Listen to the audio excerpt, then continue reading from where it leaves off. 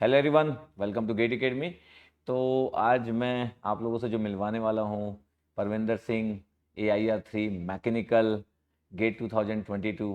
तो ये हमारे लिए बड़ी प्राउड वाली बात है कि AIR 3 के साथ मैं आप लोगों को बस मिलवा रहा हूँ। तो Parvinder, congratulation dear. Thank you sir. और तुम यार इतना अच्छा परफॉर्म किए हो, AIR 3 लेके आए हो, और हम लोग के लिए खुद के लिए प्राउड वाली फीलिंग है, क्योंकि इस बार मैकेनिकल में हमारी जो मैकेनिकल की टीम थी बड़ा अच्छा परफॉर्म की है। जी सर। मतलब AIR 1, AIR 3, AIR 13 बड़ा अच्छा परफॉर्म बहुत किया। अच्छा। तो तुम्हारी जो जर्नी रही है वो थोड़ा सा जानना चाहता हूँ कि तुम्हारा बीटेक कहाँ से हुआ है। तो बीटेक के बारे में थोड़ा सा एक बार मैं आइडिया लेना चाहता हूँ। मेरा ग्रेजुएशन है सर आईआईटी भिलाई से। IIT ट्वेंटी भिलाई से। 2021 पास आउट हूँ मैं। ओके। Ji sir. एंड हाँ। तो फिर जैसे 2021 में तो गेट का एग्जाम दिए होंगे, जी तो उस सर। समय गेट का स्कोर क्या रहा था? गेट का स्कोर मतलब मार्क्स मेरे अप्रॉक्स 63 के आसपास मार्क्स थे, और मेरा जो रैंक थी वो 2600 अराउंड रैंक थी। 2600। हाँ, ट्वेंटी सिक्स ठीक है। हंड्रेड रैंक थी। तो 2600 रैंक से तुम थर्ड रैंक पे लेके आए, तो ये जो जंप है ये बड़ा अच्छा जंप है एक्चुअली। एक एब्रप्ट जंप बोलते हैं इसको। मैं एक चीज़ ये जानना चाहता हूँ कि गेट एकेडमी से कनेक्शन किस तरीके से हुआ तुम्हारी जर्नी में? गेट एकेडमी कैसे इन्वॉल्व हुआ? सर नाम में ही गेट अकेडमी के नाम में गेट है, तो मतलब एक तो मतलब मैं रायपुर का ही हूँ, मतलब आईआईटी भिलाई जो है उसका मेन कैंपस जो है रायपुर में। तो गेट अकेडमी के बारे में मुझे स्टार्टिंग से पता था, क्योंकि मेरे जो सीनियर्स हैं उन्होंने गेट अकेडमी से प्रिपरेशन की है गेट की। गेट अकेडमी के बारे में स्टार्टिंग से जानता था मैं। और उसके बाद मैंने फिर टेस्ट सीरीज लिया, आपका आपका स्मार्ट कोर्स लिया, आपका रिवीजन कोर्स जो बहुत अच्छा रिवीजन कोर्स है स्मार्ट कोर्स। और आपका डोपामिन लिया, क्योंकि मुझे नए क्वेश्चंस मतलब मिलना, गेट के नए क्वेश्चन मिलना बहुत मुश्किल और है सर। एक्चुअली क्या है, डोपामिन का कंसेप्ट ना, मैं बहुत सोचा, मतलब हम सभी ब्रांच का डोपामिन आया था।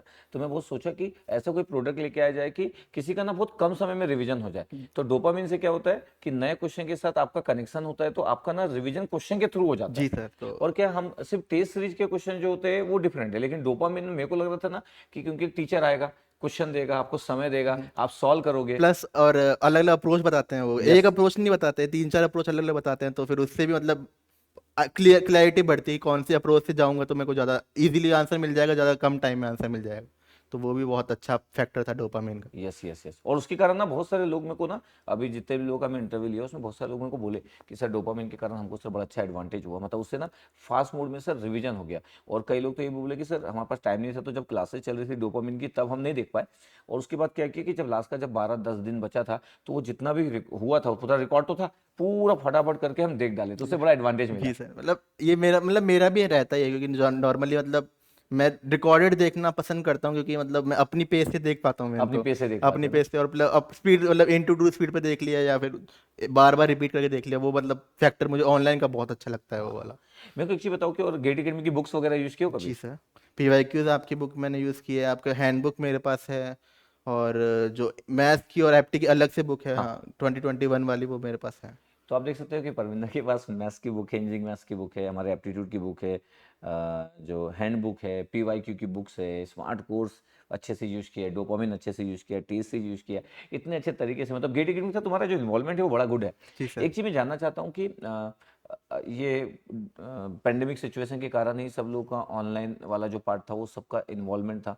अगर ये पेंडेमिक नहीं होता तो लोगों के पास ऑप्शन होता है ऑनलाइन ऑफलाइन, तो सब पॉसिबिलिटी होती है, लेकिन पेंडेमिक में तो ऑप्शन था नहीं ऑफलाइन का।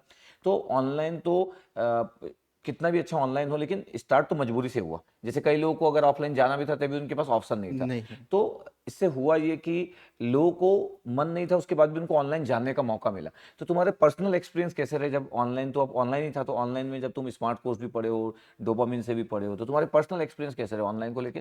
ऑनलाइन सर इससे पहले तो एक्सपीरियंस था नहीं, क्योंकि जब मैंने जेई की तैयारी की थी वो मैंने ऑफलाइन जयपुर से ही, मतलब हमारा कोचिंग सेंटर वहाँ से करी थी। तो रिलेक्टेंटली मतलब मेरा प्लान तो ये था कि मतलब मैं गेट एकेडमी का ऑफलाइन जो, क्योंकि मैं पास में रायपुर में रहता हूँ, हम्म। तो मेरा प्लान तो यही था कि मैं ऑनलाइन जो ऑफलाइन सेंटर ब्रांच ज्वाइन करूँ, लेकिन कोरोना की वजह से ज्वाइन कर नहीं पाया मैं। तो स्टार्टिंग में बहुत दिक्कतें हुई, क्योंकि एक तो ऑफलाइन में जो कनेक्शन बनता है टीचर और स्टूडेंट का ऑनलाइन में पॉसिबल नहीं है, क्योंकि फेशियल एक्सप्रेशन बहुत ज़्यादा मैटर करते हैं, प्लस हमारे दोस्तों के साथ बैठ के पढ़ने में और कंपटीशन करने में अलग मज़ा आता है। तो वो सब नहीं था। तो और प्लस सेल्फ मोटिवेशन की जरूरत पड़ती है, क्योंकि हमें कोई देख थोड़ी रहा है कि हम क्या पढ़ रहे हाँ हैं, बिल्कुल। क्लास आ रहे हैं नहीं आ रहे हैं, कोई किसी को नहीं पता है। नोट्स बना रहे हो नहीं और बना रहे वो कोई मतलब नहीं है। लाइव क्लास ज्वाइन करके छोड़ दिया, मतलब घूम रहे हैं कहीं, कोई कोई देख थोड़ी रहा है। तो वो खुद से अंदर से अगर नहीं आएगा तो फिर ऑनलाइन बहुत मुश्किल है। लेकिन मेरे लिए फायदेमंद भी बहुत रहा, क्योंकि मैंने आपको बताया कि मैं रिकॉर्ड देखना पसंद करता हूँ। तो मेरे लिए मतलब फायदा ज़्यादा रहा, क्योंकि ऑनलाइन का मतलब मैं, अगर मतलब ऑप्शन होता ऑनलाइन और ऑफलाइन का, तो शायद मैं कभी ऑनलाइन ज्वाइन नहीं करता। लेकिन ज्वाइन कर लिया तो मुझे ऑनलाइन के बेनिफिट्स बहुत ज़्यादा मिले भी हैं, कि रिकॉर्डेड वाला पार्ट प्लस अपनी पेस फॉलो करने वाला पार्ट, प्लस जब मेरा मन कर रहा है तब देख तब वो आप देख सकते हैं। नहीं, और ऊपर से क्या मैं वही बोला कि स्टार्ट वैसे हुआ कि लोगों के पास ऑप्शन ही नहीं था ऑफलाइन का, तो ऑनलाइन में तो जाना ही था। जो वो तो अब है अब सर। उसके बाद लोगों को पता चला कि अच्छा ऑनलाइन इतना हो सकता है, क्योंकि जो भी व्यक्ति के माइंड में था कि यार ऑनलाइन कैसे होगा, पता नहीं कैसे ऑनलाइन वाली चीज़ें होगी, क्योंकि हम लोग भी बचपन से ऑफलाइन ही पढ़े, जी हमेशा सर। एक टीचर सामने होता है और आजू बाजू के लोग, एक रेगुलरिटी मेंटेन करना, तो ये हमारे थॉट में है। जी तो सर। क्योंकि हम जिस टाइप से हमारा जो पूरा एजुकेशन हुआ बचपन से, तो उसमें ऑफलाइन ही है सब कुछ, ऑनलाइन तो है ही नहीं। है ही नहीं, तो बिल्कुल नहीं। ऑनलाइन तो अभी जब चालू हुआ है, तो अब कई बार समझ आता है कि ऑनलाइन वाले पार्ट को बड़े अच्छे से इंगेज किया जा सकता है। और मेरा फॉलो। जो पर्सनल ओपिनियन है ना, उसमें ये है कि ऑनलाइन में मेरे को ऐसा लगता है कि जैसे हम बोले कि नोट्स बना रहे नहीं बना रहे, ये आपका पर्सनल चॉइस है, क्लास आप अटेंड कर रहे हो नहीं कर रहे, ये भी आपका पर्सनल चॉइस है। तो जब ऑनलाइन सब पर्सनल चॉइस में चला जाता है ना, तो उसके एडवांटेज और डिसएडवांटेज सेम टाइम पे रहते हैं। वो तो अगर है कोई सर। सिंसियर बंदा है तो पूरे पूरे उसके ना जो पॉइंट्स है वो सब एडवांटेज में आ जाते हैं, और बंदा अगर सिंसियर नहीं है तो पूरे पॉइंट डिसएडवांटेज में आ जाते हैं। तो हाँ मैं हाँ। मैं हमेशा देखता हूँ कि ऑनलाइन में नॉर्मली अच्छा करने के लिए लोग बोलते हैं मोटिवेशन की नीड है, लेकिन जो लोग बिलीव करते हैं कि उनको करना ही है, तो वो लोग बड़ा एडवांटेज ले लेते हैं, वो तो कम है सर। समय में खत्म कर लेते हैं। हाँ सर, इंटू टू स्पीड पे मतलब ऑफलाइन में तो नहीं कर सकते नहीं, हैं। कैसे कर सकते वो हो तो आप पॉसिबल नहीं आप है। अगर क्लास में हो तो जब आपका खत्म होगा हम्म। तभी आपका सिलेबस खत्म होगा, तभी वही खत्म होगा। वो, और प्लस शेड्यूल भी आपको फॉलो करना पड़ेगा, कि अगर पहला सब्जेक्ट थर्मोडायनेमिक्स पढ़ रहा है तो आपको फ्लूइड मैकेनिक्स पढ़ना है, तो नहीं पढ़ सकते ना। पॉसिबल नहीं है वो तो। अभी हम लोगों का जो हार्ड डिस्क, जो जो मैं ECEE वालों की इंटरव्यू लेता हूँ, मान लो कि इंटरव्यू दूसरी ब्रांच में तुम्हारा ही पहली बार ले रहा हूँ इस साल में, जी सर। नहीं तो नॉर्मली मैं ECEE वालों की इंटरव्यू लेता हूँ। तो जब मैं देखता हूँ कि वो लोग से मैं जब पूछता हूँ, तो कई लोग तो ऐसे स्टूडेंट भी मेरे को मिलते हैं अपने पेन ड्राइव कोर्स के, बोले सर 3 से 3.5 महीने में ना 12 से 14 घंटे पढ़ के ना खत्म कर लिए हम्म। सर स्पीड के साथ। तो ये जो फ्लेक्सिबिलिटी है, ये कभी ऑफलाइन में ऑफलाइन कैसे में मिल कभी सकती पॉसिबल ही नहीं है ना, है। ऑफलाइन में मिल ही नहीं सकती है ना। तो ये एक पॉइंट था। मैं एक और चीज़ जानना चाहता हूँ कि अगर मैं बेसिक जर्नी की बात करूँ, कि ये जो एब्रप्ट जंप जो तुम किए हो, और जो बहुत ही बेहतरीन एक जंप है 2600 से थर्ड रैंक की जो स्टोरी है, कि कैसे अपने कंसेप्ट इतने अच्छे हुए जब 2600 था, इसका मतलब है कि ठीक है उस समय में कंसेप्ट इतने गुड नहीं होंगे, बेसिक ही होंगे, प्रैक्टिस इतनी नहीं होगी, टेस्ट सीरीज इतना नहीं दिए होंगे, या स्टडी में डिसिप्लिन नहीं होगा। तो ये 2600 से जो जंप 3 का था, इसके में क्या पैरामीटर इन्वॉल्व हुए? Consistency sir. बस कंसिस्टेंसी। Self motivation. एक तो मैं, सबसे बड़ा फैक्टर तो ये रहा कि मैं घर पे था। हम्म। तो कभी भी डिप्रेस फील हुआ, या कि नंबर नहीं आया, या टेस्ट सीरीज दिए नंबर नहीं आया, या फिर मन नहीं करना पड़ने का, तो पापा से बात कर ली, मम्मी से बात कर ली, दीदी से बात कर ली, या फिर अगर फ्रेंड से कॉल कर लिया, या फिर टीचर से बात कर ली, तो वो वाला जो पार्ट है, तो सपोर्ट सिस्टम बहुत स्ट्रांग हो जाता है ऑनलाइन में, क्योंकि आप घर पे ही रह, अगर घर पे रह रहे हैं, हर किसी के पास लग्जरी नहीं होती, मुझे पता है वो, मैं मेरे पास थी। तो वो वाला पार्ट जो था, हमें कभी डिमोटिवेट उन्होंने मुझे होने नहीं दिया। वो बोलते हैं कोई बात नहीं, एक साल ही तो है, उसके बाद ऐश करे, अभी भी बोलते हैं अब ऐश करेगा, अब ऐश करेगा। तो बस वो वाला पार्ट था, प्लस और कंसिस्टेंसी एक मेन तो था ही, प्लस साथ में बहुत सारी प्रैक्टिस, क्योंकि मतलब इतने जो मतलब क्वेश्चंस के जो मतलब सोर्स हैं, हम्म। मतलब वाईटी पे हो गया, या ऐप पे हो गया, बहुत सारे क्वेश्चन के मिल जाते हैं हमें। तो वो इंटू टू स्पीड, मतलब पुराने सेशंस भी देख लिए हमने, यस। जरूरी थोड़ी है कि हम मतलब नए सेशन प्रेजेंट का ही करते रहे, वेट, पुराने भी देख डाले। पुराने भी सेशंस देख लिए, तो और उसकी प्रैक्टिस कर ली, बार बार इंटू टू स्पीड पे देख लिया, तो वो वाला पार्ट जो है वो भी बहुत हेल्प किया। प्लस PYQs लगाए, और टेस्ट सीरीज लगाई, मॉक टेस्ट, उसके बाद पता ही नहीं लगा सर। अच्छा। मैं एक चीज पूछना चाहता हूँ, जैसे दीपराज सर मेरे से जब स्टोरी शेयर कर रहे थे, छोटी सी थोड़ी देर बात हुई, वो बोल रहे थे कि तो हमेशा क्वेश्चन के आंसर भी देते थे, तो हम नए क्वेश्चन बनाते थे और ये आंसर देते थे, हमको लगता था यार नए क्वेश्चन है तो ऐसा तो हो नहीं सकता कि पुराने क्वेश्चन है तो किसी को आंसर पता हो पहले से, तो तुम बड़ा इन्वॉल्व रहते थे करके क्वेश्चन के आंसर वगैरह देने में, तो वो जस्ट मेरी बात चल रही थी, मैं बोला कि अच्छा अरे बड़ा गुड है करके। तो ये तो देखो कंसिस्टेंसी वाली बात हो गई कि हम कंसिस्टेंस रहे और हम पूरे देर तक करते रहे। जब गेट के पेपर से बाहर निकले थे, जब गेट का पेपर हुआ और गेट के पेपर से जब बाहर निकले थे, तो सेटिस्फेक्शन लेवल कितना था कि यस आई डिड, या फिर और बेटर हो सकता था? बहुत सारी चीजें रहती ना, हमको तो नहीं पता, रिजल्ट आने तक तो हमको कुछ नहीं पता, हमको ये नहीं पता बाकी लोग कैसे पेपर दिए, तो खुद का सेटिस्फेक्शन लेवल कैसा था? तो मतलब सेटिस्फेक्शन लेवल तो सर ये था कि मेरे 97 मार्क्स मैंने अटैम्प्ट किए थे पेपर में। तो मैं खुश था कि अटैम्प्ट करके आया। फिर मैं घर आके मैं सो गया। तो क्योंकि सुबह से उठा हुआ था, मेरा फोरनून सेशन था। तो घर आके सो गया। मैंने टेस्ट जो भी कोचिंग जो एनालाइज करते हैं मैंने कोई नहीं देखा मैंने, हाँ, मतलब हम लोग तो तुरंत चालू हो जाते हैं। तुरंत चल हाँ। मैंने बोला नहीं, मैं हेडेक नहीं लूंगा। उसके बाद फिर जब मैंने देखा तो कई एक तो कोई क्वेश्चंस का आंसर भूल चुका हूँ मैं कि मैंने एक्चुअल मार्क क्या किया है, उसका डर लग रहा है क्योंकि एमएसक्यू में याद नहीं रहता कि हम्म। कौन से वाले ऑप्शन हम्म। मार्क किए हैं। तो फिर जब मैंने एनालिसिस देखा तो मेरे नंबर आ रहे हैं 80 से भी कम। मेरे को बहुत डर लग रहा है, बहुत ज़्यादा डर लग रहा है। ओके। तो बहुत डर लग रहा था। और एक क्वेश्चन मतलब मुझे बहुत मतलब मैकेनिकल का क्वेश्चन है, उस क्वेश्चन को छोड़ने का मुझे बहुत दुख हुआ था क्योंकि जितनी भी कोचिंग्स थी, क्योंकि वो नया कॉन्सेप्ट था, उससे पहले आज तक उस क्वेश्चन पे कॉन्सेप्ट पे कभी क्वेश्चन नहीं आया। लेकिन वो क्वेश्चन इजी था। क्वेश्चन इजी नहीं था, हाँ। पता ही नहीं है कैसे उस अच्छा, ओके। कॉन्सेप्ट पढ़ाया, मतलब कोचिंग जनरली पढ़ाते भी नहीं क्योंकि आज से पहले कभी क्वेश्चन आया नहीं है वो वाला। तो वो क्वेश्चन के ऊपर मैंने जो अप्लाइड कॉन्सेप्ट है जो मुझे आता है मैंने लगाया, उससे मैंने आंसर आया, मैंने मार्क किया और फिर मैंने बोला कि नहीं भाई इस पे लगाने का मतलब नुकसान है क्योंकि वो 2 नंबर का क्वेश्चन था एमसीक्यू, तो -0.67 जाता अगर गलत होता तो मैंने मार्क किया, फिर आगे बढ़ा, फिर मैं वापस पीछे गया, हटाया और मैं फिर आगे बढ़ गया। हम्म। फिर जब मैं घर आया तो कोचिंग्स जितनी भी थी, क्योंकि नया कोचिंग्स के लिए मतलब आईआईटी क्वेश्चन वैसे बना देती है, कभी कभी ठीक है गड़बड़ हो जाती है। तो मैंने कोचिंग्स का एनालिसिस देखी तो हर कोई बता रहा है वही आंसर जो मैं मार्क करके डिलीट करके छोड़ के आ गया। तो वही मेरा आंसर दिल बता रहे थे। बता रहे थे वही वाला आंसर, मेरा दिल बैठ गया मेरा कि +2 हो सकते थे। नहीं तो तो लास्ट में जब आईआईटी का आंसर आया था जब वही आईआईटी आंसर का था। नहीं था सब अच्छा, जितने जितने लोगों ने मार्क करके आए तो वो माइनस तो वो आंसर नहीं था। नहीं था। तो वो इतना खुशी आई ना, खुशी मिली ना मुझे कि भाई अच्छा किया मैंने वो क्वेश्चन छोड़ कौन से दिया। सब्जेक्ट का क्वेश्चन था, टॉम? वो टॉम का क्वेश्चन था, अगर आपको पता हो 3R1P चेन का क्वेश्चन था वो, और आज हम्म। से पहले कभी नहीं आया वो वाला क्वेश्चन। तो ओके, अब तो ओके। पढ़ाना शुरू हो जाएगा, लेकिन इससे ऐसे पहले ही होता है, ऐसे ही होता हाँ है। लेकिन जैसे तुम बोले कि घर में इतना सपोर्ट था और बोले कि चलो ठीक है अपनी प्रिपरेशन करते रहो, बट फिर भी मेरे को ऐसा लगता है क्योंकि तुम आईआईटी भिलाई से पढ़ रहे थे। आईआईटी भिलाई में आपको बता दूं कि उसका जो कैंपस है वो भिलाई में नहीं था, उसका कैंपस रायपुर में है एक्चुअली। अभी अभी हमारे भिलाई में उसका कैंपस वाला अभी कंस्ट्रक्शन वाला काम चल ही रहा है, मेरे को लगता है 2-1 साल में शिफ्ट हो जाएगा। तो आईआईटी भिलाई, आईआईटी कैंपस जो है उसका भिलाई में रहेगा, लेकिन अभी तक रायपुर ही चल रहा है। अभी भी हाँ रायपुर हाँ, चल रहा रायपुर में चल रहा है है, अभी अभी भी तो, रायपुर चल मोस्ट रहा प्रोबेबली है। शायद इस साल मतलब नहीं, अगले एक साल बैच लगेगा, एक 1 साल साल लगेगा। लगेगा मोस्ट प्रोबेबली। तो जैसे आईआईटी भिलाई से करने के बाद जब हम 1 साल का जब ड्रॉप लेते हैं तो इतना आसान नहीं होता है। प्राइवेट कॉलेज से तो ड्रॉप लेना इज़ वेरी नॉर्मल, लेकिन जब हम आईआईटी से ड्रॉप लेते तो हमारे साथ वाले सभी लोग ड्रॉप नहीं लेते रहते। किसी का कोई प्लान, किसी का स्टार्टअप प्लान, क्योंकि सबके ड्रीम बड़े बड़े होते हैं। नॉर्मल ड्रीम भी नहीं होते, क्योंकि 4 साल की जर्नी में हमारी बातों में भी बहुत बड़े बड़े ड्रीम इन्वॉल्व रहते हैं। तो उस समय बोलना बड़ा आसान है कि ठीक है चलो कोई बात नहीं हम पढ़ लिए, लेकिन वो कई बार हम अपने फ्रेंड को तो देखेंगे ना कि कोई क्या कर रहा है, कोई अपना किसी की जर्नी चालू हो चुकी है, अपनी जर्नी अभी बीच में अटकी हुई है। तो ये सब थॉट भी तो आते हैं ना, मतलब ऐसा थोड़ी कि ये सब थॉट को हम इग्नोर कर सकते हैं। जी सर। ये थॉट हम किसी से शेयर नहीं कर सकते, ठीक है, इट्स ओके, लेकिन ये हमारे पर्सनल थॉट है जिसको इग्नोर भी नहीं किया जा सकता है। तो ऐसे थॉट नहीं आते थे। मेन तो सर ये इशू था कि मतलब मेरे पापा जो हैं वो हैं आरएच राजस्थान हाउसिंग बोर्ड में गवर्नमेंट एम्प्लॉय हैं, और जो मम्मी हैं वो हैं गवर्नमेंट स्कूल में टीचर। तो हमारे घर में हमेशा से ही गवर्नमेंट जॉब की मतलब रिस्पेक्ट हाई रही है, वो मतलब सोसाइटी में है भी गवर्नमेंट जॉब। तो मेरा हमेशा से प्लान तो यही था कि मुझे जाना तो गवर्नमेंट जॉब में ही है, प्राइवेट जॉब में मुझे इतना इंटरेस्ट था नहीं।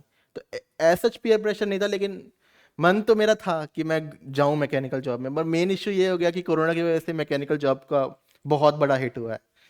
हमारे टाइम तो लिटरली हमारा बैच जब पास आउट हो रहा था तब तो कोरोना पीक पे था। नहीं तो मतलब कोई प्लेसमेंट कोई हो ही नहीं रहता ना, मतलब प्लेसमेंट कैसे जाते? हाँ हाँ। वही तो उसका मेन इशू था वो। तो इसी वजह से हमारे मतलब मेरे बैच के बहुत लगभग आधे बच्चे नॉन कोर में भी गए हैं, आईटी में भी गए हैं। तो मतलब मेरा कभी प्लान नहीं था कोडिंग सीखने का, तो मैंने सोचा छोड़ो, गेट की 1 साल अच्छे से प्रिपेयर करके गेट देंगे। तो बस उसके बाद तो मेरे को एक चीज़ बताओ कि जैसे तुम बोल रहे कि कंसिस्टेंसी है और तुम अपना अच्छा प्रैक्टिस किए, तुमको क्या लगता है, अगर पर्सनल तुम्हारा ओपिनियन की बात करूं, कि मेरा किसी सब्जेक्ट में मैं कितने बार ज़्यादा रिवीजन करता हूँ वो ज़्यादा इंपॉर्टेंट है, कि मैं नंबर ऑफ टेस्ट सीरीज ज़्यादा अटेम्प्ट करता हूँ वो ज़्यादा इंपॉर्टेंट? एकदम टॉप रैंक की बात की जाए तो दोनों में से डोमिनेट क्या करता है? दोनों इंपॉर्टेंट है, नो डाउट, दोनों इंपॉर्टेंट है। अगर मैं फर्स्ट प्रायोरिटी बोलूँ तो फर्स्ट प्रायोरिटी अगर तुमको रखना है तो तुम नंबर ऑफ रिविजन्स को फर्स्ट प्रायोरिटी रखोगे कि नंबर ऑफ टेस्ट सीरीज को फर्स्ट प्रायोरिटी रखोगे? तुम्हारा पर्सनल ओपिनियन। मतलब both are important, I know. इन दोनों से भी ज़्यादा इंपॉर्टेंट अगर मतलब मैं चाहूँगा तो मैं दूंगा नंबर ऑफ क्वेश्चंस प्रैक्टिस को, number of unique question practice को, number of unique question unique practice question को। प्रैक्टिस को। तो ऑफ कोर्स टेस्ट से रिवीजन और तो इसलिए मतलब क्योंकि टेस्ट सीरीज में जनरली नए क्वेश्चन मिलते हैं, इसलिए मैं टेस्ट सीरीज को ऊपर रखना चाहूंगा। बाकी रिवीजन का कम रोल नहीं है, रिवीजन ऑफ कोर्स जरूरी है। टेस्ट सीरीज एक तरीके से मेरे को रिवीजन का सोर्स भी लगता है कि कई बार ऐसे क्वेश्चन जो बहुत दिनों से हमने देखे नहीं है, बहुत दिनों से वो फॉर्मूला अप्लाई नहीं किया है, वो क्वेश्चन आ जाता है, यस। तो हमें फोर्स करता है वो या तो रिकॉल करो, हाँ, या फिर जब खत्म हो जाए टेस्ट सीरीज तो तो फिर उसके बाद देखो, देखो कि वो तो देखो इतने कि दिन से देखे क्यों नहीं नहीं थे लगा करके। हमसे वो क्वेश्चन। प्लस कई बार ऐसा, क्योंकि 100% तो कोई भी कोचिंग क्लेम नहीं कर सकती कि हमने सिलेबस कवर किया है। कुछ ऐसे क्वेश्चन जो छोटे, बहुत छोटे मोटे कॉन्सेप्ट होंगे, लेकिन वो मतलब गेट में कभी कभार पूछ लेते हैं, तो वो क्वेश्चन कभी कभार आ जाते हैं टेस्ट सीरीज में, तो वो नया सीखने को मिलता है। तो हाँ, तो बार बार तुम वो क्वेश्चन जो हम बार बार अगर हमारी आंखों के सामने से निकलते रहते हैं तो फिर वही फ्लो बना रहता है, तो हमारा फ्लो टूटता नहीं कि 3 3 4 4 महीने पहले हमने कोई सब्जेक्ट पढ़ा पढ़ा हो, था, तो वो उसका फिर अगर 4 महीने बाद अगर आप छोड़ दोगे क्लिक तो हो जाता। खत्म हो जाता है वो यस, उस टाइम तक, तो वो क्लिक होता रहता है बार बार, तो भूलते नहीं हैं हम यस, उसको। यस, तो यस। टेस्ट सीरीज बहुत इंपॉर्टेंट है। एक इम्पॉर्टेंट चीज़ ये है कि जब 2600 हमारा आ गया, लास्ट मार्च की बात है, अब जब 2600 आ गया तो हम क्या रिजल्ट आने के तुरंत बाद ही पढ़ना स्टार्ट कर दिए थे कि पहले आराम से 1 2 महीने 2 3 महीने या वीक पहले कंप्लीट हो गई और जून जुलाई से स्टार्ट किए, या फिर रिजल्ट आया और 2600 से जर्नी स्टार्ट हो गई और तुरंत हम 1 वीक के अंदर पढ़ना स्टार्ट कर दिए, एकदम सच? मतलब मैं तो डर गया था गेट का पेपर देख के, क्योंकि मतलब बहुत मेरे प्रिपरेशन थी नहीं, मैंने जो फर्स्ट अटेम्प्ट जो मेरा था वो विदाउट प्रिपरेशन था गेट का। तो मेरा प्लान तो ये था कि आरबीएनएल जेई की वैकेंसी निकली थी उस टाइम पे, तो मेरा प्लान ये था कि मैं आरबीएनएल जेई की तैयारी करता हूँ। अप्रैल फर्स्ट मैंने तैयारी स्टार्ट कर दी थी, अप्रैल में, मुझे अभी डेट याद है, या फिर मार्च लास्ट अप्रॉक्सीमेटली। तो मेरा प्लान था कि मैं जेई निकालता हूँ, फिर आराम से 1 2 साल में गेट की तैयारी करूँगा, और उसके बाद फिर मैं गेट निकालूंगा, और गेट का जो हुआ वो हो जाएगा। उसके बाद अप्रॉक्सीमेटली मई जून के आसपास कोई वाईटी पे सेशन चल रहा था गेट का क्वेश्चंस का, तो मैंने यूं ही मतलब घुस गया देखने के लिए कि किस लेवल के क्वेश्चंस होते हैं, एक बार घुस के देख लेता हूँ। तो वो सॉम का सेशन चल रहा था, और मैंने जब क्वेश्चंस देखे तो मेरे से वो क्वेश्चन सॉल्व हो रहे थे, तो मैंने सोचा अगर अभी से हो रहे हैं सॉल्व तो फिर मैं क्यों बेफालतू में अपने 2 साल वेस्ट करूं जिंदगी के। तो फिर मैंने सोचा छोड़ो, जेई जे वाले सेगमेंट को छोड़ के फिर मैं जून से मैं गेट के सेगमेंट में हूँ। इसका मतलब है कि अपनी आपकी जो प्रिपरेशन स्टार्ट हुई फिर वो जून से फिर एकदम मेन लग गेट, के लग के फिर जून से स्टार्ट लग हुई। के गेट अब गेट जब के लिए। जून से स्टार्ट हुई ऑलरेडी 2600 हमारे पास था। अब वैसे तो कई लोग बोलेंगे कि 2600 बहुत अच्छा रैंक है, लेकिन जब हम पर्सनली लेते तो हमको पता है कि ऐसा भी कुछ नहीं था कि कोई 2600 को कोई बहुत रिस्पेक्ट और वैल्यू करता है, हम जी जानते हैं सर। वैसा भी नहीं है। अब जिसका नहीं आया 2600 उसके लिए इंपॉर्टेंट हो सकता है, लेकिन जिसका आ गया उसको पता है कि बड़ा चीज़ नहीं है। हम्म। तो जब 2600 के बाद हम अपने प्रिपरेशन स्टार्ट किए, तो जब जून से फिर से स्टार्ट किए तो हम कितने जल्दी अपना सिलेबस फिर से एक बार पूरा एंड कर लिए, मतलब कि 2 3 4 महीने में या अक्टूबर तक चला गया? एक सब्जेक्ट को छोड़ के मेरा नवंबर एंड तक खत्म हो गया था, वो सब्जेक्ट मुझे बिल्कुल पसंद नहीं है, मतलब होते हैं ना ऐसे विच सब्जेक्ट, सब्जेक्ट? वो industrial Tom? Machine design. Machine design, MD? मश लेकिन एमडी। उसका वेटेज ज़्यादा नहीं है। वेटेज ज़्यादा नहीं है, उसकी इशू नहीं है, फोर मेन मार्क्स के इशू आसपास ये आता है है। कि उसका सिलेबस बहुत बड़ा है, हम्म। और अलग, और क्वेश्चन कहीं से भी आ सकते हैं, क्योंकि मतलब इतने सारे टॉपिक्स है, छोटे छोटे छोटे, और सब में फॉर्मूला बेस्ड है, तो पढ़ना मुझे बिल्कुल पसंद नहीं है वो वाला सब्जेक्ट। हम्म। तो वो वाला सब्जेक्ट मेरा अगर हटा दे तो मेरा नवंबर एंड तक खत्म हो गया था सिलेबस। उसके साथ मेरा चला था जनवरी के मिड के आसपास तक, ठीक है। क्योंकि मैं 1 1 घंटे पढ़ता था दिन में, और आराम से। अब मेरे को ये बताओ कि जिस नवंबर एंड में हो गया, अब नवंबर एंड में सिलेबस खत्म हो गया, फरवरी में गेट का एग्जाम है, दिसंबर मिला पूरा तुमको, जनवरी पूरा मिला और फरवरी के भी कुछ दिन मिले, तो तुम जब गेट का पेपर जब अटेम्प्ट कर रहे थे तो उसके पहले तक नंबर ऑफ टाइम्स कितना रिवीजन हो चुका था? 5 6 7 8 कितने टाइम्स? 4 बार तो मेरा इस वजह से रिवीजन हो गया था क्योंकि बीच में एग्जाम पड़ गए थे। एक तो ईएससी का प्री हुआ था यस। जुलाई में, फिर बार्क हुआ था, और एचपीसीएल हुआ था, एचएल हुआ था, उनकी वजह से ही मेरे 3 4 बार रिवीजन तो हो चुके थे, और साथ में टेस्ट सीरीज चल रही थी तो उसकी वजह से भी। तो अप्रोक्सीमेटली अगर रिवीजन मेरा देखें तो गेट से पहले तक मेरा लगभग 6 7 बार 6 7 रिवीजन बार पूरा रिवीजन हो हो गया चुका था। था, मतलब पूरा रिवीजन मैं गिनता तो नहीं हूँ कि सर हाँ, पहले एक एक सब्जेक्ट से बार। लेके एंड सब्जेक्ट हाँ, तक तो बार बार से रिवीजन तो करता नहीं हूँ, तो अप्रोक्सीमेटली बता रहा हूँ मैं, एग्जैक्ट तो मुझे भी 6 to 7 टाइम्स हो गया सिक्स होगा। टू सेवन टाइम अप्रोक्स होगा। सेकंड चीज़ ये है कि एक्यूरेसी वाला जो पार्ट होता है, एक स्टूडेंट, बहुत सारे लोग प्रिपरेशन करते हैं, बहुत अच्छा कंसेप्ट भी पता होता है, और बहुत सारे लोगों में सिर्फ इस बेसिस पे उनका स्कोर कम आता है, सिर्फ एक बेसिस पे कि उनकी जो सिली मिस्टेक और जो एक्यूरेसी वाला पार्ट है वो गुड नहीं होता, नहीं तो उनका कंसेप्ट क्लियर है, मेहनत वो बहुत करते हैं। आप 6 बार रिवीजन किए, वो 8 बार रिवीजन कर चुका होगा, ऐसे लोग उसमें मिलता हो। कि सर मैं रिवीजन कर लिया, सर टेस्ट सीरीज सर जो टॉपर दिया सर 4 सर वो कितना टेस्ट सर मॉक टेस्ट पे वो 30 दिया सर, मैं 50 मॉक टेस्ट पेपर दिया, लेकिन तो भी सर मेरा ना रैंक सर 200 आया, मैं सिंगल डिजिट तो नहीं ला पाया। तो क्वेश्चन इज दैट कि ये एक्यूरेसी वाला पार्ट कैसे कैसे इतना बेटर जो सिंगल डिजिट वाले जो रैंक लोग लाते हैं उनका माइंड सेटअप कैसे रहता है कि इतना एक्यूरेसी मेंटेन रहता है, क्योंकि इन जनरल हम 10 क्वेश्चन सॉल्व करते हैं गलत होना बड़ा लाजमी है, 20 क्वेश्चन सॉल्व करते हैं तो ऐसे कर करके 5 क्वेश्चन तो वैसे गलत हो जाते हैं, लेकिन मेरे को लगता है कि तुम्हारा नंबर ऑफ क्वेश्चन बहुत ही मिनिमम गलत हुए होंगे। मेरा नेगेटिव नेगेटिव एक हुआ था एक बस, नेगेटिव जो एमसीक्यू वाला क्वेश्चन था। -0.3 थी। ओके। उसके अलावा मेरा और और कोई जो भी गलत नेगेटिव, हुआ एनआईटी गलत हुआ जिसमें माइनस मार्किंग नहीं था, हाँ एनईटी और एमएसक्यू। एनआईटी और एमएसक्यू गलत हुआ। ठीक है, तो इतनी एक्यूरेसी को कोई किसी को कोई अगर जब ये इस वीडियो को जब कोई देखेगा ऐसे ऐसे टॉपर्स इंटरव्यू में और वो सोचेगा कि मेरे को भी इतना बेहतरीन रैंक लाना है, तो उसको किन चीज़ों पे इतना फोकस करना चाहिए कि वो मिस्टेक ना करे गेट के एग्जाम में, तो वो भी बहुत अच्छे रैंक में कन्वर्ट कर सके। सबसे ज़्यादा फोकस मतलब एक्यूरेसी का जो इशू है वो दूर करने का सबसे अच्छा तरीका है टेस्ट सीरीज देना। टेस्ट सीरीज मतलब क्योंकि वो माइंडसेट क्रिएट करने के लिए गेट एग्जाम का, क्योंकि हमारे पास 3 घंटे ही होंगे, हम उस ज़्यादा टाइम किसी क्वेश्चन को नहीं दे सकते हैं। तो उसके लिए जितनी ज़्यादा बार आप टेस्ट सीरीज को प्रैक्टिस करोगे उससे भी ज़्यादा इंपॉर्टेंट है कि आपने जो क्वेश्चन में गलती की है वो गलती क्यों की है, और उस गलती को रिपीट नहीं करना है मुझे। तो मतलब कई मतलब मेरे से भी मतलब गलती रिपीट होती थी, एक बार गलती रिपीट हो गई दूसरी बार तो मतलब बार बार दिमाग में गूंजता रहता था कि यार ये गलती फिर से हो गई, ये गलती फिर से हो गई। तो बार बार जितनी बार प्रैक्टिस करेंगे ना वो गलती की होने के चांस उतने कम होते जाएंगे। प्लस साथ में ध्यान बहुत ज़्यादा रखना पड़ता है गेट एग्जाम में भी, स्पीड इसलिए बहुत स्लो हो जाती है अपनी कि लिटरली मतलब मेरा जो क्वेश्चन 10 सेकंड का कर सकता हूँ मैं, मुझे पता है क्योंकि मैंने किया हुआ है, उस क्वेश्चन में भी मैंने 30-30 सेकंड दिए हैं, क्योंकि मतलब मुझे नेगेटिव नहीं करवाना है और 2.5 मिनट तो है ही एक क्वेश्चन के लिए, तो इतना भी इशू नहीं है, थोड़ा सा ज़्यादा टाइम दे दो लेकिन क्वेश्चन गलत मत करके। तो नहीं, लेकिन प्रेशर भी तो होता है कि एक जब आप एग्जाम देते हो और आपको पता है कि आपका फ्यूचर दाव पे लगा है, और हम जिस कंट्री में रहते हैं यहाँ पे इतना भी ज़्यादा ऐसा एम्प्लॉयमेंट नहीं है कि हर मतलब गली गली में जॉब मिल रही है, ऐसा नहीं है, मतलब एवरीवन आर स्ट्रगलिंग। तो प्रेशर इस बात का भी रहता है कि मेरे को अच्छा करना है, कि सभी एक एस्पिरेंट को तो प्रेशर रहेगा, जब रैंक आ जाता है तो अलग बात लगती है, लेकिन रैंक के पहले तक तो प्रेशर होता है। उस प्रेशर के बावजूद और स्पीड भी मेंटेन करना है, क्योंकि 65 क्वेश्चन है और पूरा गेट का मैथमेटिक्स पेपर होता है, ऐसा भी नहीं है कि सिर्फ थ्योरेटिकल 4 स्टेटमेंट है और टिक करते गए, और कुछ क्वेश्चन तो अच्छे खासे कैलकुलेशन में जाते हैं, क्योंकि मैकेनिकल सिविल या हमारे ब्रांच इलेक्ट्रॉनिक्स इलेक्ट्रिकल में मैं देखता हूँ कि क्वेश्चन में कैलकुलेशन करवाते हैं, और आईआईटी वाले को भी पता है कि day by day competition big होते जा रहा है, तो क्वेश्चन का लेवल भी बड़ा अच्छा रख रहे हैं। जी जैसे सर, मैकेनिकल कुछ सालों से उतने अच्छे क्वेश्चन नहीं आ रहे थे, आपके बार बहुत बहुत लेकिन अच्छे इस साल क्वेश्चन वो आए हैं। लोग जो जितने भी लोगों को कंप्लेंट थी आईआईटी से कि यार मैकेनिकल में आप ऐसे क्वेश्चन, एक जमाने में बहुत आते थे अच्छे क्वेश्चन, लेकिन पिछले 5-6 सालों से मैकेनिकल में क्वेश्चन वैसे नहीं आ रहे थे, तो आईआईटी खड़गपुर ये जो कंप्लेंट थी, इस कंप्लेंट को तो मतलब ठीक है भाई चलो आपको देते क्वेश्चन हम करके। लोग दुआ कर भी मतलब हम लोग दुआ कर भी रहे थे कि पेपर टफ आए और हम्म। आईआईटी ने टफ पेपर दिया अभी तो बहुत अच्छा भी लगा, लेकिन एग्जाम के टाइम पे अच्छा नहीं लग रहा था, एग्जाम के टाइम नहीं, पे और एक्चुअली डर भी क्या लग है, रहा ज़्यादा जो अच्छा पढ़ता है ना, उसको लगता है कि पेपर टफ आएगा तो डिफरेंस क्रिएट कर था। जी पाएगा, और पेपर इजी आएगा ना तो उसकी सिली मिस्टेक उसको ले डूबेगी, क्योंकि पेपर इजी था। हम्म, अब पेपर इजी में सिर्फ एक ही चीज़ बच जाती है, सिली मिस्टेक। वो अब तो है आपका सर। नॉलेज, क्योंकि नॉलेज तो बहुत लोगों को है ना,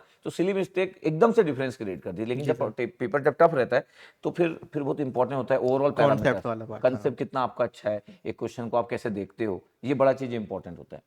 तो अभी मेरे को ये बताओ कि जैसे लोग जब कई बार अच्छे अच्छे जो स्टूडेंट्स लोग होते हैं वो ड्रॉप लेने के बारे में बड़ा बड़ा सहज फील नहीं करते।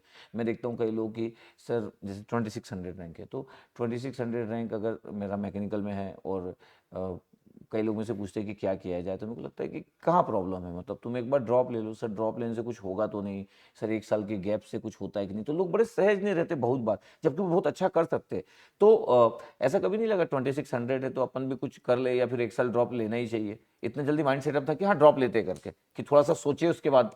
नहीं ड्रॉप तो मतलब था ही, क्योंकि मतलब गवर्नमेंट जॉब के लिए तो प्रिपरेशन तो चाहिए ही है, तो ड्रॉप तो ऑलमोस्ट गारंटेड था ही मेरा।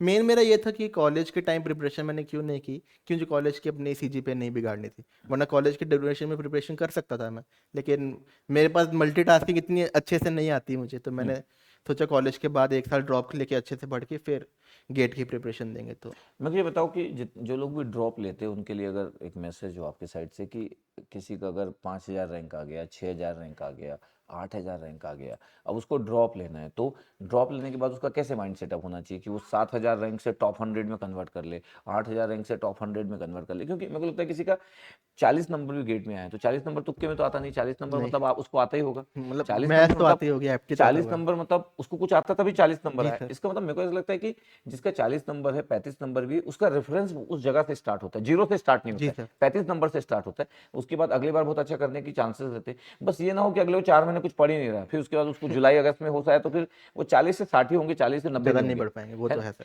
तो उस समय एक एस्पिरेंट को कैसे लेना चाहिए कि मेरे 40 नंबर है, 45 नंबर है, और अभी गेट का रिजल्ट आ चुका है और मेरे को फिर से माइंड सेटअप बनाना और स्टार्ट करना, उस समय कैसे माइंड सेटअप होना चाहिए? तो माइंडसेट तो यही है कि अगर ड्रॉप अगर आपने ले लिया, क्योंकि ड्रॉप बहुत बड़ा डिसीजन है, तो फिर और तो कुछ है ही नहीं, लग लग के पढ़ना ही पड़ेगा, और कोई ऑप्शन तो है नहीं। तो माइंडसेट मेन तो ये होना चाहिए कि एक तो देखो कि पिछले एग्जाम में मेरे नंबर क्यों नहीं आए, किस सब्जेक्ट में किस रीजन की वजह से, क्योंकि जरूरी नॉलेज कम हो, कई बार सिली मिस्टेक्स हमें ले डूबती हैं, कई बार कोई कॉन्सेप्ट नहीं पढ़ा होता वो ले डूबता है हमें।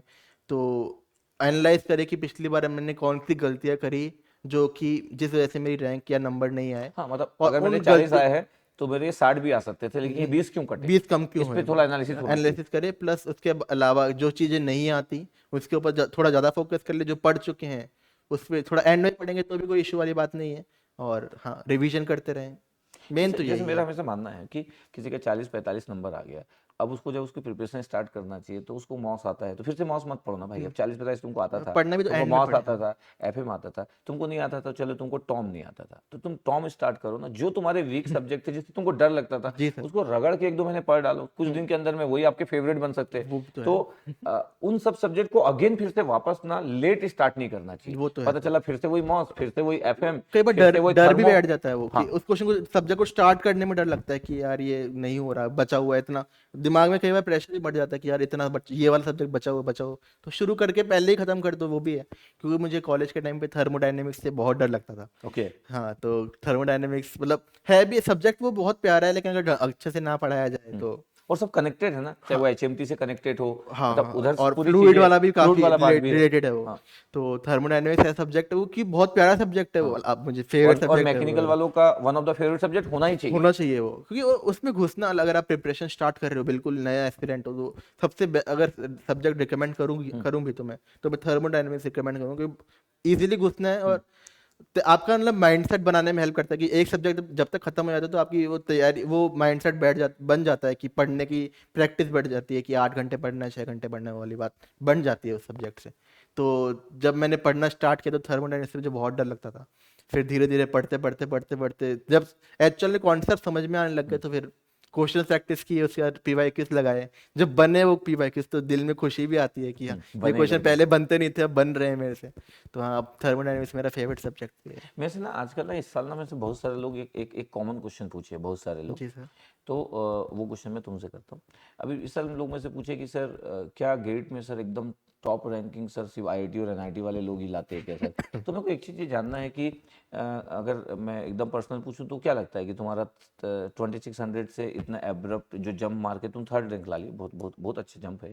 तो क्या लगता है कि ये इसलिए है क्योंकि तुम एक आईआईटीएन हो, और आईआईटी भिलाई कोई बहुत बड़ा कोई आईआईटी नहीं, ये भी मैं जानता हूँ, हाँ, लेकिन अब जो लोग सुन रहे होंगे तो आईआईटी ही दिख रहा होगा उनको, आगे भिलाई नहीं दिख रहा होगा, बिना दिख ठीक रहा है, होगा। उनको लग रहा होगा आईआईटी भिलाई मतलब फिर आईआईटी बॉम्बे आईआईटी भिलाई सब एक ही होता है, लेकिन ऐसा नहीं नहीं है है, ना, वो जैसे तुम मुझे जानते पता हो है, तो मैं भी हाँ। जानता हूँ। जी सर। तो लेकिन टैग तो एक आईआईटी वाला है, तो क्या लगता है कि क्या वो टैग इतना अच्छा है कि तुम्हारे कंसेप्ट अपने आप वो टैग के कारण इतने अच्छे हैं, या तुमको लगता है कि एक अगर तुम आईआईटी में नहीं भी होते, एक नॉर्मल प्राइवेट कॉलेज में भी होते, तो उतना ही तुमको लगता है जितना तुमको प्रिपरेशन करने में लगा, कि कॉलेज में तुम्हारा माहौल इतना अच्छा था या टीचर इतने अच्छे मिलते थे कि तुम्हारे फंडामेंटल कंसेप्ट बड़े अच्छे थे? अब 12th में कोई क्या किया उससे बी का क्या लेना देना, 12th जो भी हो, हाँ, लेकिन पर उससे मतलब जेई की प्रिपरेशन से मुझे प्रैक्टिस करना सीख गया सर, पढ़ना सीख गया, तो वो तो था ही, वो मतलब नहीं, वो। लेकिन बी बी में तुम बी का जब फील्ड चालू हुआ होगा, तो तुम बी के फर्स्ट ईयर से खूब पढ़ते थे कि शुरू में तो ना, रिलैक्स कूल जैसे इंजीनियर होते हैं यार,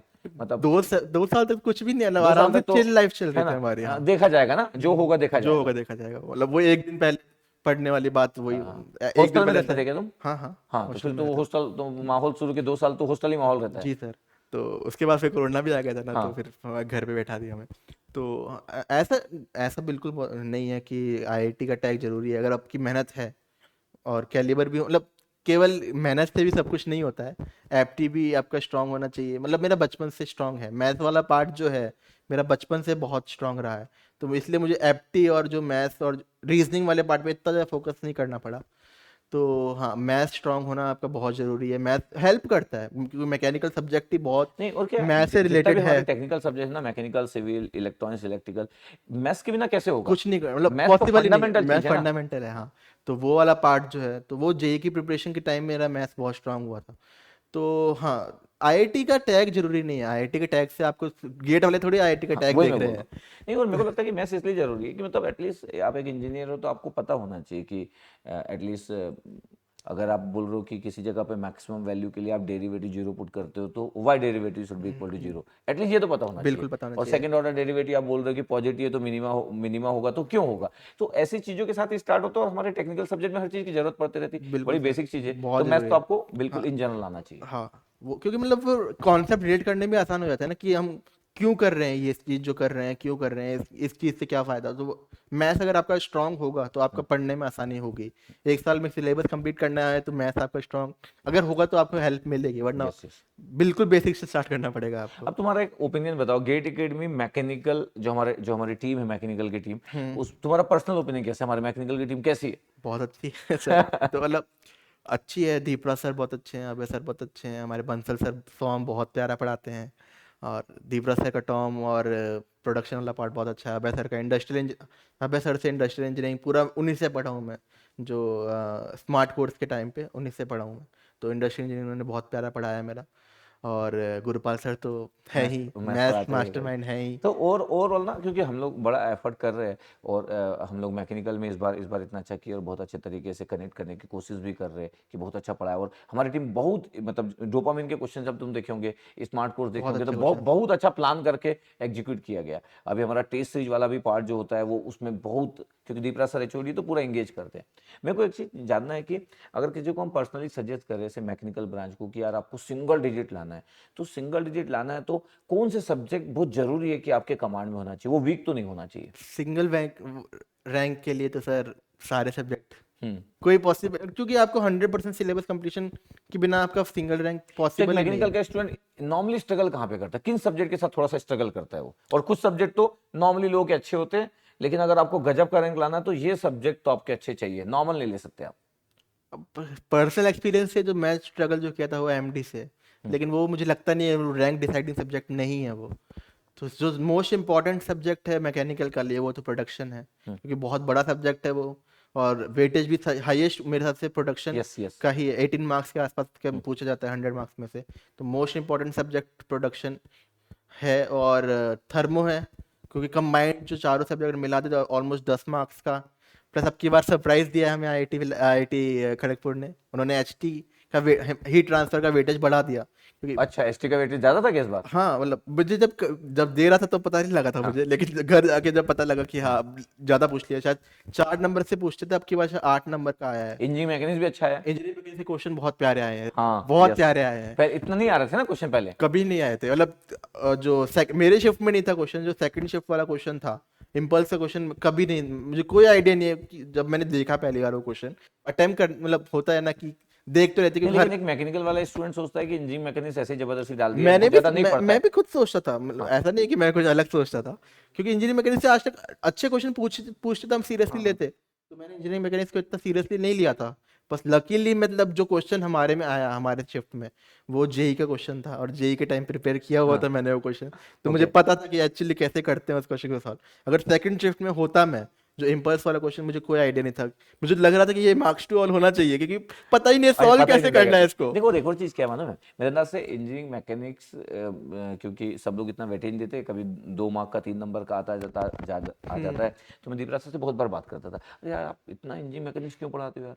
अरे सर बहुत सारी चीजें उसमें सर। बहुत मैं सारी बोलता था चीजें। कि अरे कोई तो नहीं पढ़ाता सर, आप इंजीनियरिंग मैकेनिक्स में टाइम कम कर दो। बोले सर वो टॉपिक इतने सारे और इंजीनियरिंग मैकेनिक्स इंपॉर्टेंट है। मैं बोला लेकिन आता नहीं। बोले यार अब आता नहीं वो एक अलग चीज है, लेकिन वो इंपॉर्टेंट है। इंपॉर्टेंट तो है। तो मैं हमेशा यही लगता था कि यार सर ही बोलते रहते इंपॉर्टेंट है, लेकिन उतना तो ज्यादा आपके बार आता हिला नहीं। दिया। लेकिन इस बार जैसे पेपर हुआ ना, सबसे पहले ना दीपराज सर मेरे को ढूंढे, सर सबसे इंपॉर्टेंट चीज़ था जो आपको बताना चाहता हूँ। मैं बोला भाई क्या? बोले सर इंजीनियरिंग मैकेनिक्स जो मैं इतने समय से पढ़ा रहा हूँ ना सर, फाइनली रिजल्ट आज मिला कि इस साल पेपर में इंजीनियरिंग मैकेनिक्स आया बहुत करके, अच्छा तो वो है मतलब। बहुत हैप्पी थे। आईटी के जी भी एक्सपेक्ट भी कर रहे थे हम, क्योंकि इंजीनियरिंग मैकेनिक्स अच्छा पूछती है वो, लेकिन अब की बात तो हिला डाला उसने इंजीनियरिंग मैकेनिक्स में। और हीट ट्रांसफर ने क्योंकि हीट ट्रांसफर जो सब्जेक्ट है वो भी मैकेनिकल इंजीनियरिंग वाले हल्के में लेते हैं, क्योंकि मतलब बहुत जल्दी कंप्लीट हो जाता है और उसके वेटेज इतना ज़्यादा होता नहीं है। तो अब की बार जब वेटेज बहुत ज़्यादा, क्वेश्चन टफ नहीं थे हीट ट्रांसफर के, लेकिन क्वेश्चन इतने ज़्यादा पूछ लिए ना। ये एक्चुअली प्रॉब्लम क्या होता है, कोचिंग इंडस्ट्री या एक टीचर की बात की जाए तो पिछले 5 साल में जिसका वेटेज ज़्यादा आता है उस तो पर ज़्यादा उसको ज़्यादा फोकस हो जाता पढ़ाने की है। कोशिश जी करते सर, हैं, और जिसका वेटेज कम होते जाता है तो उसको जल्दी निपटवाते हैं वो तो कि है भाई सर। एचएमटी कम आता है, इसको यार 20-25 घंटे में निपटा दो, मैकेनिक्स नहीं आता, इसको 10 घंटे का 10 घंटे इंट्रोडक्शन में। देके निपटा दो जी करके। सर। तो आईआईटी इस चीज़ को हमेशा ब्रेक करना चाहती है। उनको लगता है कि ये माइंड सेटअप के साथ हमेशा चलते रहोगे तो फिर तो मजा नहीं आएगा। अब देखो क्या होगा, अब लोगों के माइंड में आ गया भाई एचएमटी आया था, अब लोगों के माइंड में आ गया भाई इंजीनियरिंग मैकेनिक्स इंपॉर्टेंट है। अब कानपुर क्या दे इज डिफरेंट, अगली लेकिन बार पता लगा एमडी पूछ लिया बहुत ज़्यादा, क्या बता। लेकिन लोगों के माइंड में तो ये चीजें आ गई ना, और ये इंपॉर्टेंट हाँ है। बहुत जरूरी, मतलब वही मैं रिकमेंड जो मतलब कर रहा हूँ कि अगले अगले गेट एस्पिरेंट्स को उनका सिलेबस बढ़ गया है। हम्म। अब इग्नोर नहीं कर अब वो सकते, इग्नोर नहीं कर नहीं कर सकते। सकते इन देखो जो सब्जेक्ट्स को। ज्यादा आता है वो तो पढ़ना ही है, वो तो पढ़ना ही और है। जो कम आता था उसको भी पढ़ना और पड़ेगा। जी तो सर, इसका मतलब है कि उनका सिलेबस बढ़ गया। हम लोग बच गए ना, क्योंकि हम लोग में कोई नहीं पढ़ के गया उस वाले पार्ट को, तो हम लोगों का इतना इशू नहीं आया, लेकिन उन लोगों को पढ़ के जाना पड़ेगा, क्योंकि हर कोई पढ़ के जाएगा उस चीज़ को। तो यस हाँ, यस अगले यस। बार वालों का थोड़ा सा सिलेबस बढ़ गया है, नहीं नहीं, लेकिन ठीक है। मेरे को एक चीज़ बताओ कि इन जनरल अगर एक एक स्टूडेंट जो भी है अपनी प्रिपरेशन उसको कब से स्टार्ट करना चाहिए और कैसे स्टार्ट करना चाहिए? अगर ऐसा फंडामेंटली बोला जाए तो लगभग उसको कब डिसाइड कर लेना चाहिए कि चलो गेट अगर मैं सीरियस हूँ कि मेरे को गेट निकालना है, तो एक टाइम ड्यूरेशन होना चाहिए। एक नॉर्मल स्टूडेंट के लिए थोड़ा टाइम ड्यूरेशन होना है। हर व्यक्ति ऐसा नहीं हो सकता कि 6 महीने में कुछ कुछ मैजिक कर दिया। मेरे को लगता है कि एक नॉर्मल व्यक्ति को अपने बेसिक कंसेप्ट बनाना पड़ता है, क्योंकि हम बहुत बार ना बहुत सारे नॉर्मल प्राइवेट कॉलेज में देखते हैं कि वहाँ पे उसके जो फंडामेंटल कंसेप्ट रहते हैं बहुत स्ट्रॉन्ग नहीं रहते, क्योंकि उनके पास वो टीचर का भी वो फ्लेवर नहीं मिल पाता है। उनके टीचर भी खुद ही गेट का एग्जाम लिखते हैं, तो जी वो सर। फ्लेवर नहीं मिल पाता है। तो उस केस में उनके पास एक टाइम होना जरूरी है। तो क्या लगता है तुम्हारा पर्सनल ओपिनियन कि कब से स्टार्ट करना चाहिए कॉलेज गोइंग स्टूडेंट को?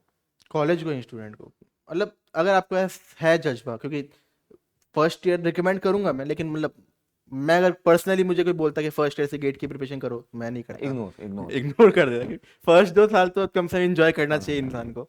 थर्ड ईयर से अगर आप प्रिपेयर करना, थर्ड सेमेस्टर। थर्ड ईयर से, हाँ, फिफ्थ सेमेस्टर से, फिफ्थ सेमेस्टर। फिफ्थ सेमेस्टर, क्योंकि उस टाइम तो सीरियस होना पड़, शायद चालू कर देना चाहिए आपको।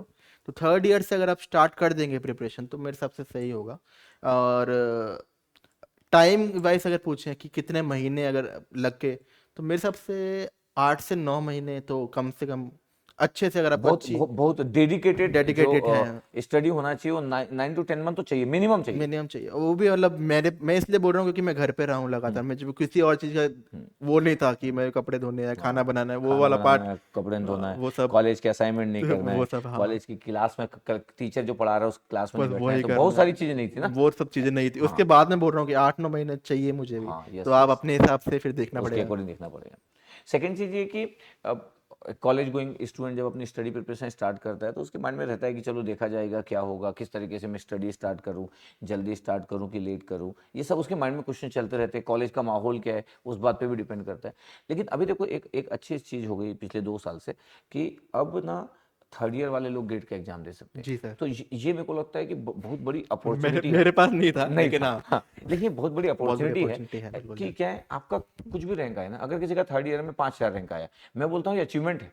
क्योंकि अभी आपके पास 1 साल बच्चा बी खत्म नहीं हुई है और आप 5,000 रैंक पे आ चुके हैं, और आपको पता है कि अगले बार तो आप ना बहुत ही बेहतरीन रैंक ला सकते हो, अगर आपने अच्छे से मेहनत की बहुत तो अच्छे से अगर बिल्कुल। मेहनत की। तो मेरे को लगता है कि जो थर्ड ईयर में जो गेट को हम जो अटेम्प्ट कर सकते हैं, जो अपॉर्चुनिटी दी गई है, ये अपॉर्चुनिटी को मेरे को लगता है कि यूटिलाइज करना चाहिए। जी सर, बिल्कुल, मतलब एक तरीके से मॉक टेस्ट ही हो गया ना वो, आपको गेट का लेवल पता लग जाएगा विदाउट, मतलब क्योंकि अगर आपकी अच्छी रैंक आ भी जाती है थर्ड ईयर में, फर्स्ट रैंक भी आ जाएगी जो आप कुछ कर तो सकते नहीं उस रैंक का, सिवाय अगर नीति मुंबई, तो मतलब मेरे साथ शायद 3 साल तक एक्सेप्ट, 3 साल स्कोर कार्ड, स्कोर 3 साल कार्ड का। Is valid for 3 years. और नीति मुंबई शायद 2 साल तक शायद एक्सेप्ट करती ही है ना पुराने स्कोर को नहीं, भी। अभी स्कोर कार्ड अभी निटी मुंबई का कभी अभी तो 3 इयर्स बोल दिया गया, तो निटी मुंबई को भी मानना पड़ा कि 3 इयर्स 3 वाला। ईयर सेक्शन, हाँ। तो उसके अगर अब हायर स्टडीज भी इग्नोर कर दें, अगर पीएससी जॉब आपका, जो कि मेरा पर्सनल पीएससी जॉब है, तो पीएससी जॉब तो आप नहीं ले सकते थर्ड ईयर के, तो थर्ड ईयर के मतलब इतना सीरियसली भी मत लो कि अब की बार ही सारी जान लगा के मैं अभी रैंक ले आऊंगा।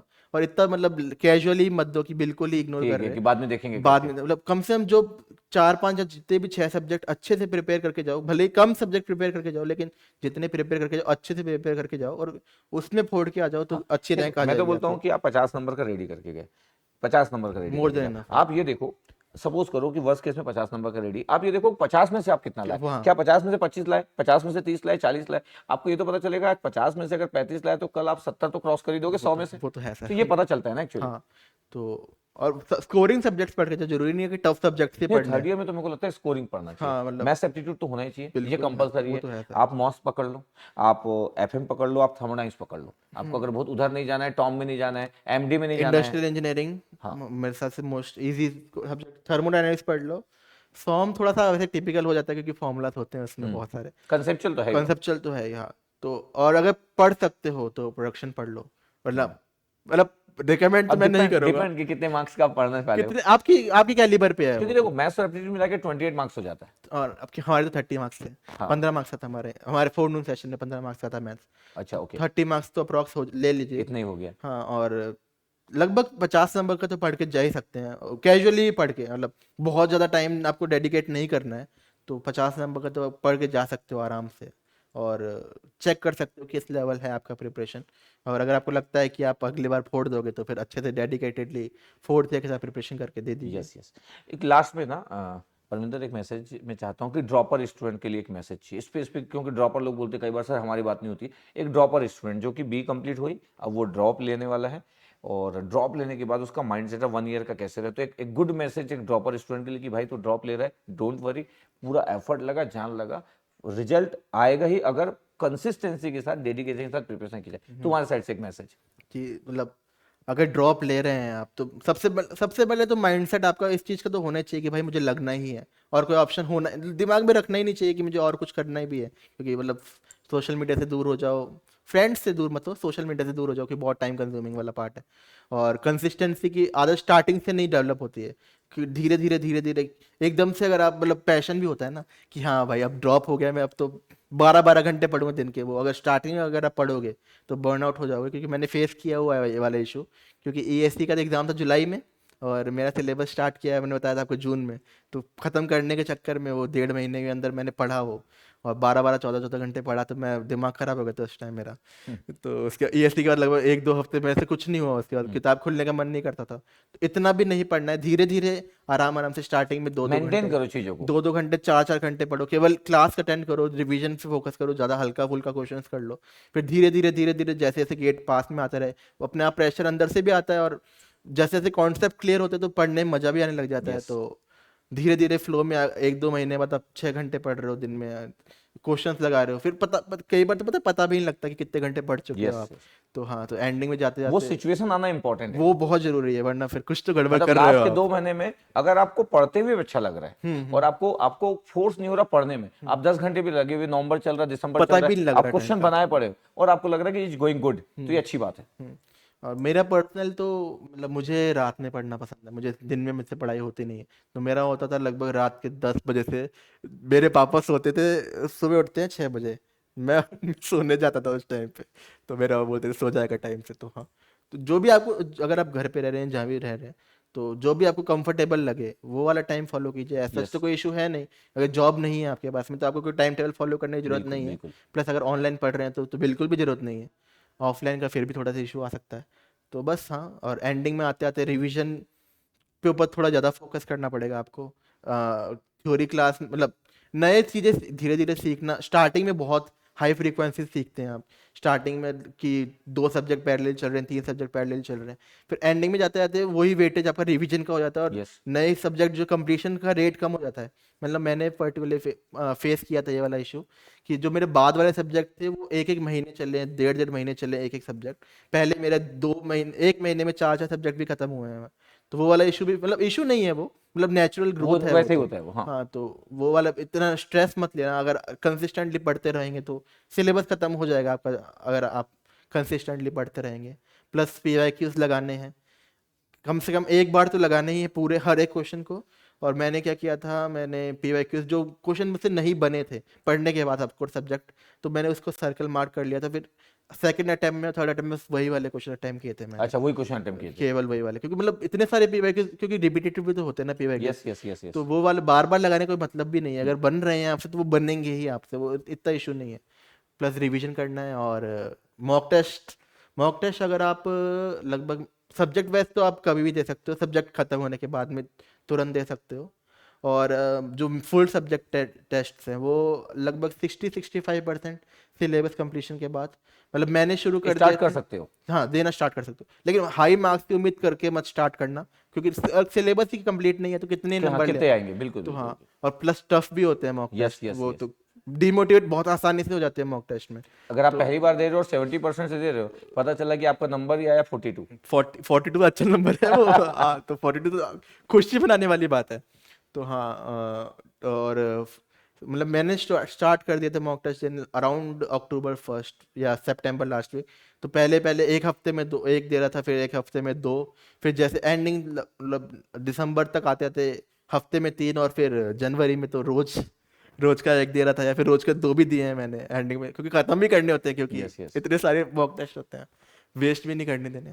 तो हाँ, और एनालाइज करना बहुत जरूरी है कि कौन सी गलतियां की हैं हमने मॉक टेस्ट के अंदर, बहुत जरूरी पार्ट है, जो मुझे लगता है कि मतलब बच्चे आलस की वजह से छोड़ नहीं, देते वो हैं। आलस की वजह से करते हैं। आलस की वजह से कि हम कौन क्या वापस सोचते हैं देखे। कि पेपर दिए, उनको लगता है कि ये मेरा ड्यूटी जो था ना वो कंप्लीट हो गया। हम्म। पेप क्योंकि मेरे को मॉक देना था, सब बोले मॉक दो मॉक दो, मैं मॉक दिया, मेरी ड्यूटी कंप्लीट हुई, जबकि ड्यूटी कंप्लीट नहीं हुई। अभी आप उसको एनालिसिस किया नहीं तो ड्यूटी कंप्लीट नहीं हुई ना। कंप्लीट नहीं है, क्योंकि अगर आप गलती आपका रियलाइज कर ही नहीं रहे हो कि मैं गलती तो कहाँ केस कर, देने का फायदा नहीं कोई है। फायदा नहीं है, मतलब फायदा प्लस आप वो गलती फिर से करने वाले हो जब तक पता ही नहीं है गलती कहाँ कर रहे हैं।